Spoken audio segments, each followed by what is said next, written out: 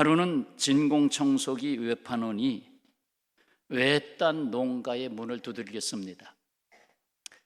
할머니가 나옵니다. 외판원은 단도직입적으로 말합니다. 자, 지금부터 할머니께서 평생 잊지 못할 놀라운 일을 보여드리겠습니다. 사실 외딴 농가니까 말이죠. 그런 거 자세히 이제 접해보지 못했을 수도 있잖아요. 그러면서 이 외판원이 마당에서 흙을 그냥 한 줌 퍼가지고 방에다가 쫙 던져버렸어요. 뿌려버렸어요. 그리고는 할머니, 저랑 내기 하시죠. 제가 이 진공청소기로 이걸 깨끗이 빨아들이면 이거 사셔야 됩니다.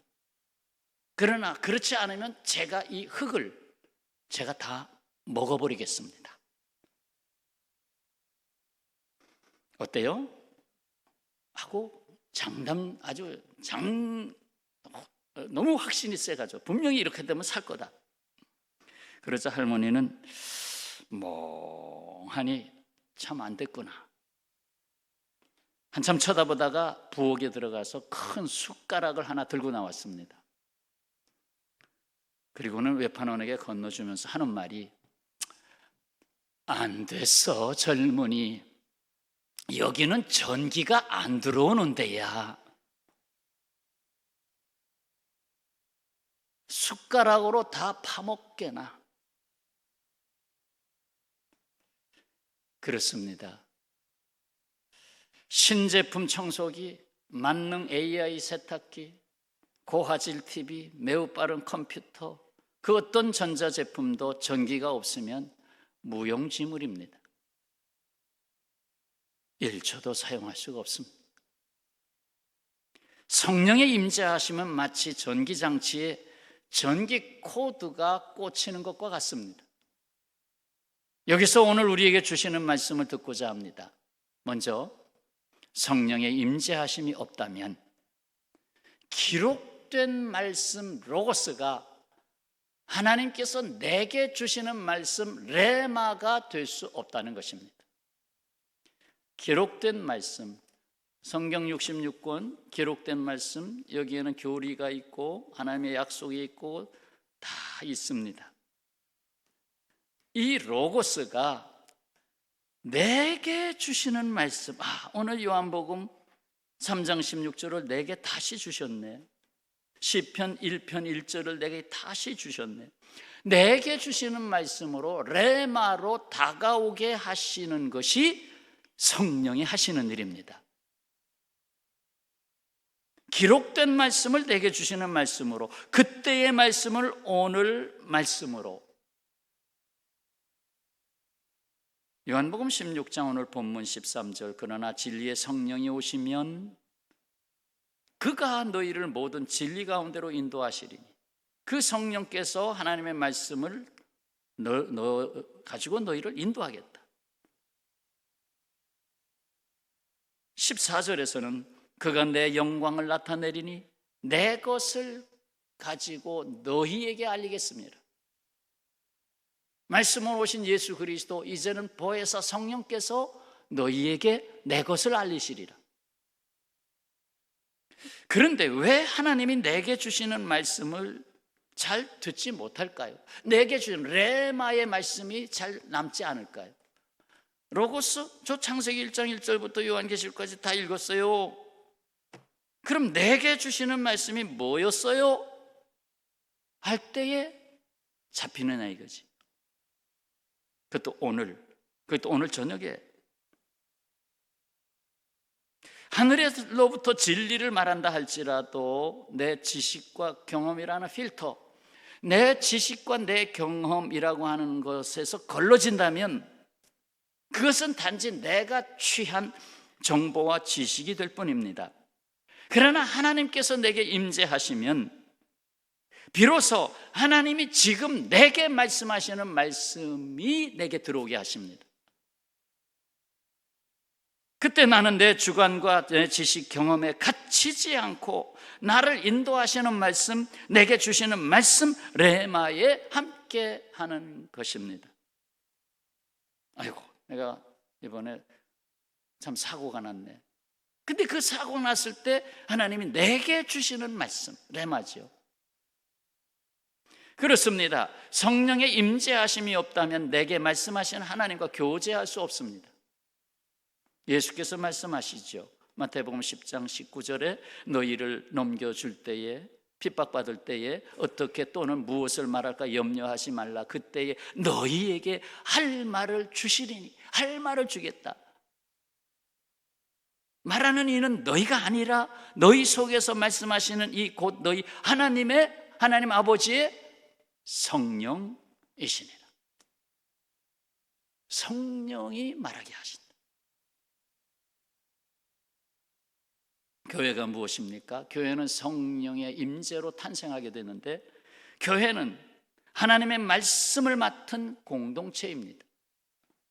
요한계시록 3장 13절 귀 있는 자는 성령이 교회들에게 하시는 말씀을 들을지어다. 소아시아 7교회 편지를 보내면서 이 말씀이 다 들어있어요. 귀 있는 자는 성령이 교회에게 하시는 말씀을 들을지어다. 성령이 하시는 말씀을 들을지어다. 우리가 하나님의 말씀을 들을 때 성령께서는 그 말씀을 이루도록 역사하십니다. 삼위일체 하나님은 우리와 늘 함께 하시며 우리 안에서 역사하시죠. 그래서 우리가 예수 그리스도 안에서 하나님의 말씀을 따를 때 성령님께서 그 말씀대로 역사하십니다. 여러분, 이 세상이 무서운 세상인 것은 진리의 영이 있고 미혹의 영이 있기 때문입니다. 성령이 역사하시고 반대로 악한 영이 역사하고 있기 때문입니다.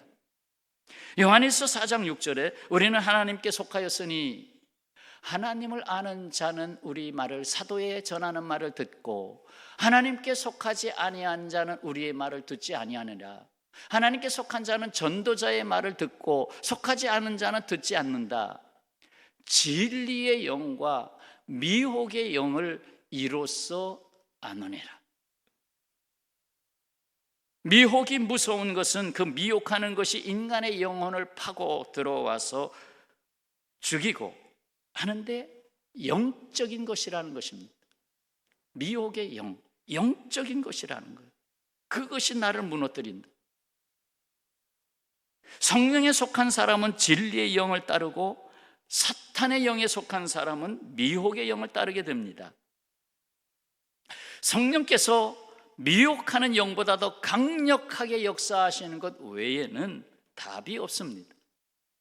예수께서 오셔서 사탄을 쫓아내신 것처럼 성령께서 임하셔서 미혹의 영을 물리쳐내지 않으면 방법이 없어요. 성령께 열려있는 사람들은 시대의 격변 속에서도 흔들리지 않고 믿음을 지키는 것을 보게 됩니다. 쉽게 미혹에 속아서 흘러 떠내려가지 않는 성령의 사람이 되는 것입니다. 그때마다 주시는 레마의 말씀에 붙잡혀서 말입니다. 레마의 말씀이 없으니까 세상에 많은 사람, 저도 성경책 알아요. 서점에 가면 성경책 꽂혀 있던데요. 그러나 그에게 레마가 없잖아요. 성령이 임해야 레마가 들어오죠. 자, 두 번째는 성령의 임재하심이 없다면 영원한 나의 정체성, 곧 하나님의 자녀됨을 알아낼 수가 없습니다. 나는 하나님의 자녀다라는 것을 알아낼 수가 없습니다. 정체성. 로마서 8장의 말씀 14절에 무릇 하나님의 영으로 인도함을 받는 사람은 곧 하나님의 뭐다? 아들이라. 하나님의 자녀라. 너희는 다시 무서워하는 종의 영을, 미혹의 영을 받지 아니하고 양자의 영 성령을 받았으므로 우리가 아빠, 아버지라고 부르짖느니라. 그냥 아빠가 나오는 게 아니에요. 성령이 내 안에 임재하시지 않으면 아버지, 하나님, 이 고백이 잘 안 돼요. 또한 주님을 부를 수 있는 것도 그냥 되는 것이 아닙니다. 고린도전서 13장 3절 말씀 다 같이 읽을까요? 또 성령으로 아니하고는 누구든지 예수를 주시라 할 수 없느니라. 예수는 나의 주님이십니다. 이거 고백이 그냥 나오는 게 아닙니다. 고백합시다. 예수님은 나의 주님이십니다. 근데 성령께서 내 안에 안 계시면 고백하라고 그러면 이거 또 보는데 안 따라할 수도 없고, 예수님은 나의 주님이십니다. 마음에도 없는 말을 하려니까 입이 꼬부라지는 거예요. 주님이십니다. 우리가 세례 받을 때를 생각해 봅니다. 구원의 확신에 기초하여 세례를 받잖아요. 그러나 세례 받았다고 그 즉시 야 내가 변했다, 야 나 어제까지 술 담배를 했는데 갑자기 오늘부터 못해, 아니 입에 들어오지도 않는데 이렇게 갑자기 변합니까? 습관이 갑자기 변합니까? 아니잖아요. 그러나 살다가 세상이라는 벽에 부딪히면서 수많은 고난을 겪어가면서 자기를 내려놓고 포기하고 그러는 중에 성령께서 내게 찾아오심을 경험하고 비로소 자신을 다시 발견합니다. 일종의 성령 세례라고 할 수 있는데요, 물 세례와 성령 세례, 성령 세례를 할 수 있죠. 내 생각이나 느낌을 통해서 자신의 존재를 이해한 것이 아니라 성령의 임재하심으로 하나님의 생명이 내 안에 있음을 알고 깨닫게 되는 것입니다. 그때부터 나는 내 육신의 생각을 벗어나기 시작하고 하나님의 뜻에 이끌림을 받는 하나님의 자녀라는 자신의 정체성을 체험하게 됩니다. 비로소 자존감의 회복을 경험하게 됩니다. 자존감. 어떻게 흔들어도 여러분 상처당할 일이 많아요. 살다 보면 그래도 자존감, 나는 하나님의 자녀. 그렇습니다. 성령님은 우리가 하나님의 자녀의 영을 받게 하시고 하나님 아버지와 교제할 수 있게 해주시는 분입니다. 곧 우리는 예수 그리스도 안에서 성령님을 통하여 하나님 아버지와 교제하는 것입니다. 삼위일체 사역이죠. 삼위일체 사역이. 자, 세 번째는 성령의 임재하심이 없다면 종교적 생활에서 벗어날 수 없습니다. 종교적 생활. 무슨 의미일까요? 예수님 당시 종교적 사람들이 많았습니다. 마태복음 23장 27절 화 있을진저 외식하는 종교적이 되어버렸어요. 외식하는 서기관들과 바리새인들이여 회칠한 무덤 같으니 겉으로는 아름답게 보이나 세면을 발라서 또 대리석까지 붙여서 이쁘게 무덤을 만들었지만 그 안에는 죽은 사람의 뼈와 모든 더러운 것이 가득하도다. 화 있을진저 외식하는 서기관과 바리새인들이여 너희는 천국문을 사람들 앞에서 닫고 너희도 들어가지 않고 들어가려고 하는 자도 들어가지 못하게 하는도다. 너희의 종교적 생활 때문이다. 성령님은 우리의 신앙생활뿐만 아니라 삶의 모든 영역에 관여하고 계십니다. 성령님께서는 우리의 삶과 세상을 보는 방식을 하나님의 관점으로 바꿔주심으로 삶의 모든 영역에서 주님의 인도하심을 받게 하십니다. 자신의 노력으로 어느 정도 외부 환경이나 사람에 대한 태도를 일부분은 바꿀 수 있습니다. 조금은 바꿀 수 있습니다. 양심이 좀 있으니까. 그러나 믿음의 체계, 사고의 체계, 정말 가치관, 우선순위, 이거를 온전하게 바꿀 수는 없습니다. 여러분 세상을 둘러보시기 바랍니다. 세상엔 비종교인보다 이 지구촌 전체를 보세요. 비종교인보다 종교인이 훨씬 많습니다. 그러나 나로부터 해방된 사람은 많지 않습니다. 나로부터 해방된 사람, 나에 갇혀 사는 사람. 그렇습니다. 성령께서 역사하시면 관점, 선택, 태도, 행동, 그 모든 것에 변화가 일어납니다. 일상의 모든 일에 하나님의 사랑과 지혜와 능력이 나타나게 됩니다. 곧 일상에서 자신의 능력 이상으로 하나님의 임재를 체험하게 됩니다. 종교인은 자신의 이익을 위해 기도할 수 있습니다. 예를 들어서 비나이다, 이번에 아들내미가 S대학에 시험을 치르는데 비나이다, 꼭 합격하게 해주세요. 비나이다, 내게 아들이 합격하기 위해서 다른 아들은 아마 떨어질 겁니다. 합격하게 해주세요. 자기 이익을 위해서 종교인은 기도할 수 있습니다. 그러나 성령의 사람은 그렇게 기도하지 않습니다. 하나님의 뜻을 구하고 하나님의 것으로 삽니다. 하나님, 제 자식이 하나님의 뜻을 따라 살기 위하여 전공을 택하게 되겠습니다.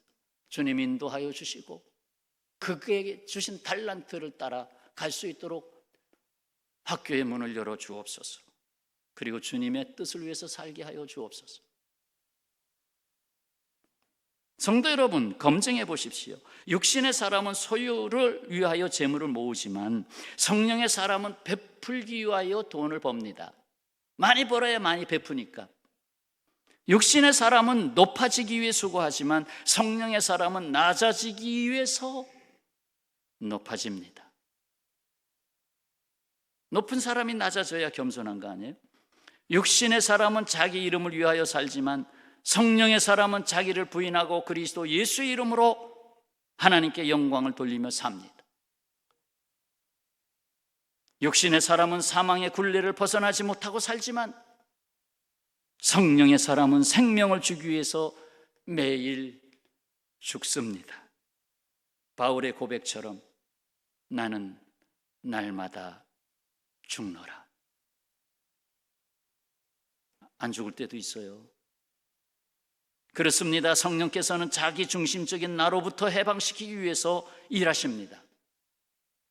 그리고 하나님의 자녀로서, 그리고 우리로서 거룩한 동행의 삶을 살게 하십니다. 여러분, 성령께서는 성자 예수 그리스도 안에서 성부 하나님의 사랑을 우리에게 부어주십니다. 하나님의 사랑은 하나님의 자녀의 삶에 있어서 가장 소중한 가치입니다. 믿음, 소망, 사랑, 그 중에 제일은 사랑이라. 왜냐하면 하나님의 사랑을 경험할 때 사랑받기 위해서 태어났고 사랑하기 위해서 태어난 사람인데 그걸 경험하게 되면 모든 것을 견디며 사랑은 오래 참고 모든 것을 견디느니라. 왜? 사랑하기 위해서 견디는 거니까. 소망을 가지고 주님께서 행하신다는 믿음을 가질 수 있기 때문입니다. 하나님의 사랑을 체험하며 이것도 하나님의 사랑이라는 것을 알게 되는 유일한 방법은 성령님의 임재를 통해서 알게 됩니다. 이것도, 이번엔 제가 넘어졌습니다. 이것도, 이번에는 제가 큰 사고를 입었습니다. 이것도.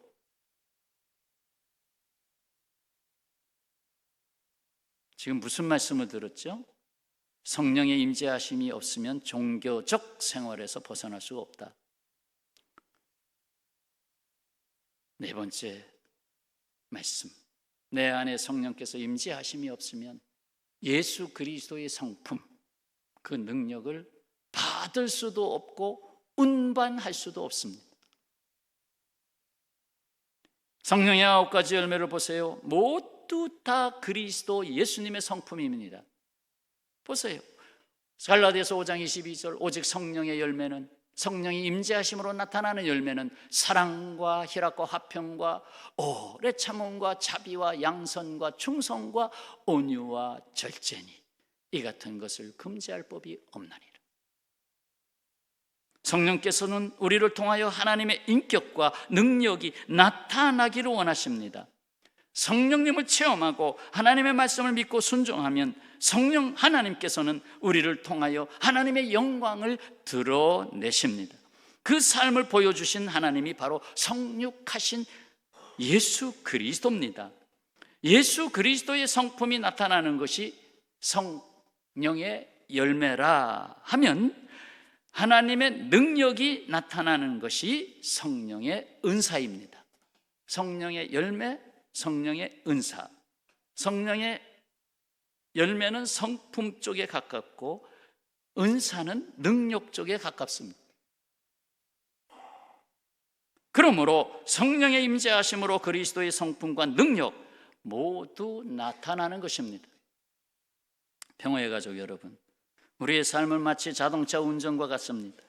내가 아무리 똑바로 간다 하여도 다른 차가 와서 내 차를 받을 수가 있습니다. 반면에 내가 생각지도 못한 사고를 내고 당황할 때도 있습니다. 차 운전에 도움이 되는 것 중에 하나, 내비게이션이 있잖아요. 인도자가 있잖아요. 요즘 얼마나 친절한지 몰라. 목소리도 내 마음에 드는 사람의 목소리가 있더라고요. 아주 겸손하고 상냥하고 모르는 길도 척척 인도합니다. 그래서 안심하고 나아갈 수 있습니다. 자동차와 같은 우리 인생을 인도하는 내비게이션이 있습니다. 바로 성령님이 함께 하시고 인도하시며 나의 생애가 주님의 삶이 되게 하십니다. 바울의 거듭난 삶은 성령께서 인도하는 삶이었고 그에 순종하는 삶이었습니다. 사도행전 16장에 보면 성령이 아시아에서 말씀을 전하지 못하게 하시거늘 부르기아와 갈라디아 땅으로 다녀가 무시아 앞에 이르러 비두니아로 가고자 애쓰되, 그 소아시아 지역을 또 돌면서 또 복음을 전하려고 애쓰는데 예수의 영 성령이 허락지 아니하는지라. 이미 웬만큼 했다. 지금 시대가 급하니 소아시아에서만 머물지 말고 건너가라. 유럽 쪽으로 건너가라. 그래서 고린도 교회도 있고 아가야 지방도 있고 마게도냐 지방도 있고 건너가라.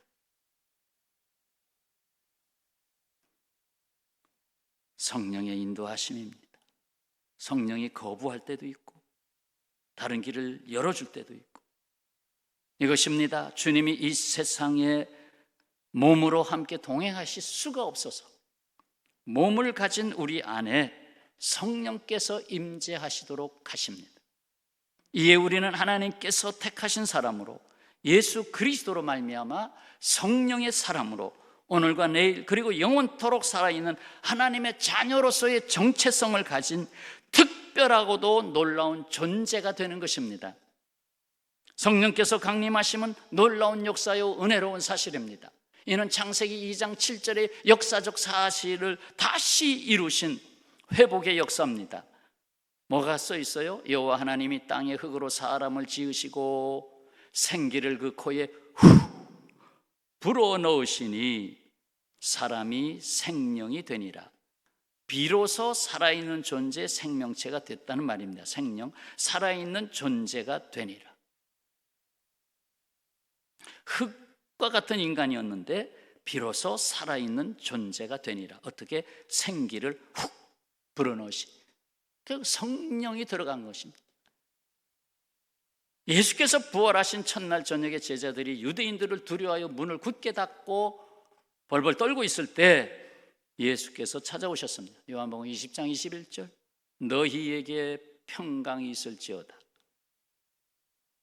아버지께서 나를 보내신 것 같이 나도 너희를 보내노라. 이 말씀을 하시고 22절 말씀, 요한복음 20장 22절, 이 말씀을 하시고 그들을 향하사 숨을 내쉬며 성령을 받으라. 짝이죠, 짝이에요. 창세기 2장 7절과 짝입니다. 짝이에요. 승천하신 후 열흘 만에 성령 강림이 온 성도들에게 임했고 사도들에게 그보다 앞서서 성령을 받으라 하고 온전치는 않았어도 이겨나갈 수 있도록 성령을 그들에게 허락하셨습니다. 그리고 마가의 다락방에 모인 성도들, 그들 위에 불같은 성령, 바람 같은 성령이 임했던 것입니다. 오늘 말씀입니다. 성령의 임재하심이 없다면 기록된 말씀 로고스가 하나님께서 내게 주시는 말씀 레마가 될 수 없습니다. 또한 영원한 나의 정체성, 곧 하나님의 자녀됨을 알아낼 수 없습니다. 종교적 생활에서 벗어날 수 없습니다. 예수 그리스도의 성품과 능력을 운반할 수 없습니다. 그리고 성령 강림의 역사는 창세기 2장에서 흙으로 된 인간에게 생기를 불어넣으셔서 살아있는 존재가 되게 하신 역사를 다시 이루신 놀라운 역사입니다. 이제 우리는 성령 강림절을 기다리며 성령의 임재하심을 더욱 사모하는 때로 삼아 우리의 영혼이 성령께서 거하시는 거룩한 처소가 되기를 힘써야 하겠습니다. 이로써 말씀 로고스가 레마로 다가오도록 말씀과 기도 생활, 석주간 동안 내가 금요 기도회라고 하는데 가보지도 않았었는데 저녁 8시 반에 시작한다는데 10시면 다 끝나는데 개인 기도까지 하면 조금 더 있겠지만 그래, 성령의 사람인가? 기도의 자리에 좀 나가보자. 성령 강림절 오기 전까지 3번의 금요 기도에 먼저 가보자. 또 새벽에도 나올 수 있는 대로 힘을 얻어 조금 더 기도해보자. 수요일 직장에서 조금 일찍 나올 수 있도록 힘써가지고 저녁은 집에 가서 먹고 수요 예배, 특히나 성경 공부하는 수요 예배, 평생 제가 이 30년이 넘도록 수요일은 성경 공부를 했잖아요. 매번 한 장씩 프린트물을 내줬잖아요. 그것만 모은 것도 지금 제 서재에 이만큼 됩니다. 그래, 수요일 날 좀 참여해보자. 어떻게 하면 내가 성령의 사람이 될까? 내 인생 후회하지 않고 어떻게 성령에 이끌림 받는 사람이 될까? 어떻게 하면 내가 내 주관, 내 생각을 앞세우지 아니하고 다른 사람의 마음에 멍을 들게 하지 아니하고 어떻게 하면 위로자가 될 수 있을까? 그래서 하나님이 오늘부터 성령 강림절로 지키라고 하신 것 같아요. 석주간은 계속 써놓을까요? 성령 강림절, 성령 강림절, 성령 강림절. 기도하겠습니다.